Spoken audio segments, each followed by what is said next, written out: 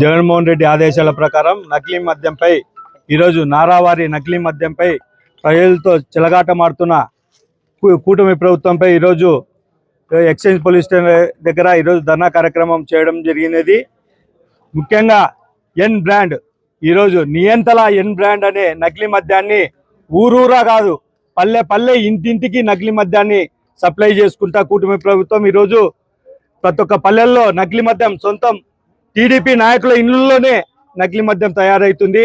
వాళ్ళే సొంతంగా కుటీర పరిశ్రమగా దాన్ని తయారు చేసుకొని ఏర్పాటు చేసుకొని సొంత మిషనరీలని తయారు చేసుకొని నకిలీ మద్యాన్ని ప్రతి ఒక్క ఇంటికి వాడ నకిలీ మద్యాన్ని సప్లై చేస్తున్నారు. ఎన్ బ్రాండ్ అంటే నాకు ఎదురు లేదు, నారావారికి ఎదురు లేదు అనే నకిలీ మద్యాన్ని ఈరోజు ప్రజల్లోకి తెచ్చినారు. కావచ్చు దీనిపైన ప్రజలతో ఎంత చెలగాట మారుతున్నారు. ఇంకోటి కూటమి ఎమ్మెల్యేలే దీంట్లో డైరెక్ట్ పాత్రదారులుగా ఉన్నారు. వాళ్ళ కనుసన్నల్లోనే ఈ నకిలీ మద్యం తయారవుతుంది. కావచ్చు దీనిపైన ప్రభుత్వం మీద చర్యలు తీసుకొని ఎక్సైజ్ శాఖ దీనిపైన ప్రజల ప్రాణాలను కాపాడాలని చెప్పి ఈరోజు మేము కోరుకుంటున్నాము.